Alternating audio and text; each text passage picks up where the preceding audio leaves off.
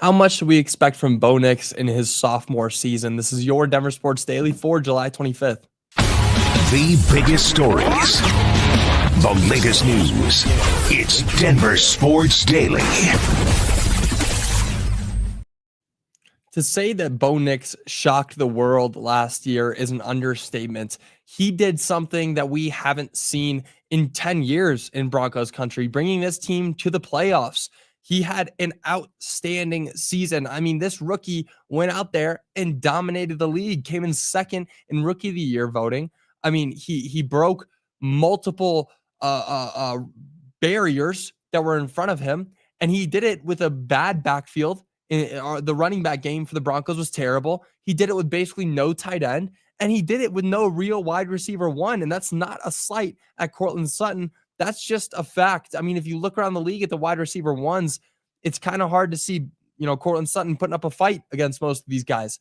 But what Bo Nix was able to do was incredible, and people all around the country have high expectations for Bo after that, and of course they should. He was voted as the 64th best player in the NFL by NFL players. And that makes sense. I mean, there's a case for him being top 50. He's the only other rookie quarterback on there other than Jaden Daniels, who, of course, had an outstanding season. But what will Bo Nix do this year?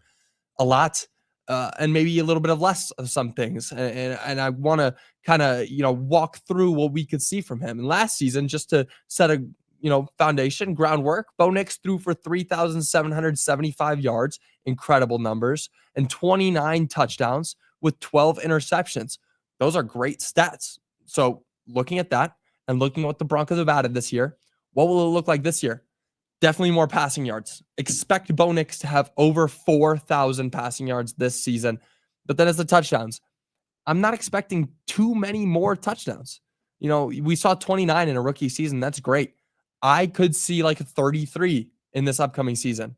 And that would, again, be a very good number. 33 to 30, anything like that. That's kind of the area where I could see Bo Nix finishing in with touchdowns. I would expect less interceptions, but I don't think his touchdowns are going to jump that much higher because the Broncos now have two running backs that they are more confident in J.K. Dobbins and R.J. Harvey. So depending on how they play in the first couple weeks of the regular season, that's going to show what Bo's passing yards are going to look like. His passing yards are still going to be there, but his touchdowns are going to fall or rise depending on how well the running back game is. Now also, as I've said before, R.J. Harvey as a running back isn't necessarily my favorite. I don't know how much skill he actually possesses, whether it's his strength or his ability to run right up the middle. I don't know how much of that is really there and how much is going to be successful. But with him in the passing game, if he's a receiver, if he's going out and catching the ball, he could find a very good spot within this team. Because Bo Nix, as we learned in college, and what people were saying when he was coming into the league, he likes to throw his little flats. He likes to throw those. And we didn't see much of that last year because he had to air the ball out. And luckily, it worked. It worked. It was very successful. I mean, some of those touchdowns to Marvin Mims were incredible. But if you get somebody like an R.J. Harvey who can just run out in the flat, hit a little curl route, and you get an easy 5 yards, Bo's going to tear that up. And that's where the passing yards are going to come in. You're going to see a lot of passing yards just because he's able to throw that flat, to throw on that curl route right up the middle. That'll be a great game plan for Bo Nix if R.J. Harvey is able to succeed at that pass-catching running back kind of spot. Now, also, you've got somebody like Evan Ingram who came to this team, a real tight end, a proven tight end. Was with the Jaguars and was a stud there. I don't know very many 12-man fantasy leagues that didn't have Evan Ingram on their roster every year. I mean, this guy's great. Evan Ingram's proven. So again, you're giving Bo Nix a proven player alongside somebody like J.K. Dobbins in the backfield, a proven player at the tight end position who can pass catch or can catch the ball very well. So those two additions, the running back game and the passing game, or the running back game and the tight end room, those two things are going to help Bo Nix in a lot of ways. But then you could also see not as many touchdowns because of the fact that with the running back game looking good when you're at the 2-yard line, they're not going to do those things where they're flipping it to Courtland Sutton and Courtland Sutton's throwing the ball up to Bo Nix. I could see Sean Payton wanting to be like, no, I trust these running backs. They're going to get into the end zone right here. That's how we're going to play our game. So I could definitely see that. So if I had to guess what his stats would look like at the end of the season, I would say something like 4,200 yards with 32 touchdowns and 8 interceptions. And that would be an outstanding season for Bo. Outstanding. And with a season like that, you're going to the playoffs. And if a second year playoffs, going to the playoffs 2 years in a row, that's the kind of thing that builds confidence in this team. And I bet that they win a game and at least go to the divisional round. But, we'll have to see. Is this the year that they get to the Super Bowl because of Bo Nix? I hope so. I really do hope so. Now, moving on, Travis Hunter is still winning awards for Colorado. Of course, we know Travis Hunter will go down as possibly the best player in Colorado history, University of Colorado, of course. But what he did this past season, it's not gone with the wind quite yet. Now, we know Travis Hunter was selected second overall to the Jacksonville Jaguars earlier this season, but the love that he's getting from the NCAA is not going away. Hunter was named the Big 12 Athlete of the Year after winning the Heisman and putting up legendary numbers in his senior season. Numbers that we haven't seen from a player because he played both sides of the ball at the highest level possible. You don't see players who play both sides of the ball as well as Travis Hunter did. He recorded 1,258 yards and 16 touchdowns, 15 air touchdowns, 1 on the ground on 96 receptions, plus 36 tackles, 11 pass breakups, 4 interceptions, and a game-saving forced fumble against Baylor. Wow, that's a mouthful to get out all those stats. If he can do even a half of that on both sides of the ball in the NFL, you're talking about a great rookie with somebody who's going to go down in history as one of the best rookies ever. Because look at those numbers and tell me where there's a bad stat.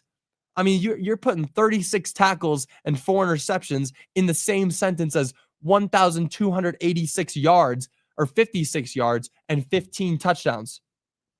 Insane numbers. So, of course, he wins Big 12 Player of the Year. I mean, he won the Heisman. How would he not be Big 12 Player of the Year? It's just funny that, we're so used to this new season coming up for the Buffs, all these new players coming in, and you're still thinking about Travis Hunter. You're still thinking about what an incredible season he had last year. It was just amazing, and hopefully we could see something like that for CU again. But that'll do it for your Denver Sports Daily. I do want to read some of your comments. How much should we expect? A lot. We should expect a lot from Bo Nix's sophomore season. Now, that's one thing. I don't want to go in there with too high hopes. Sophomore slumps happen. But with the improvements that this team has made over the offseason, I doubt that it will for Bo Nix. I mean, he's looking like the guy for years to come. So a sophomore slump just doesn't really seem in the cards. It doesn't really seem in the cards for Bo Nix. He was better as a rookie than Hurts or Allen. Yeah, I mean, just incredible numbers from him. And you look at what he did in his first 4 games in the NFL, they were bad. They were really bad games. After watching the first 4 games from Bo Nix, I was convinced that it was not the guy. It sounds crazy, but you go back and look at his first 4 games. Look at the stats. They were not great, but something happened in between week 4 and week 5 where he flipped the switch and became one of the better QBs in the league. And yeah, he ended up finishing better than Hurts or Allen. Yeah. Let's see. Ingram will thrive in the Sean Payton offense. I think so too. Let's see. Bo doesn't need to be great for this team to do well. Yeah, Tony, you're nailing it. You're nailing it. Bo doesn't need to be the best player on the field anymore. I mean, he will be because of how well he is able to play this offense and fit in this scheme, and with the additions around him at running back and tight end, and how great this wide receiver room is with him. It doesn't matter how great they are around the league, how great this wide receiver room is with Bo Nix at the helm. He will thrive no matter what. Thanks to what they built around him, and that's true. Yeah, no, they built something around him that's built for success. They're built to win, and it's great to see. It's really great to see. But that'll do it for your Denver Sports Daily. I'll be back with you guys again on Monday. Training camp, first-time fans are allowed within training camp is today. So if you're going to training camp, if you're out there, be watching out there. There's 2 positions that I've been looking at. That's the running back room and the cornerback room. Definitely going to be fun to watch. So if you're out there, come back in on Monday. Let me know what you saw. Training camp, best time of the year. I mean, football is only, I believe we're 40 days away now from Broncos' first kick. Kickoff is in 40 days. I can't believe it's coming so quick. But that'll do it for your Denver Sports Daily. Be back with you guys again on Monday. Until then, y'all have a great rest of your day and a great weekend. Bye, y'all.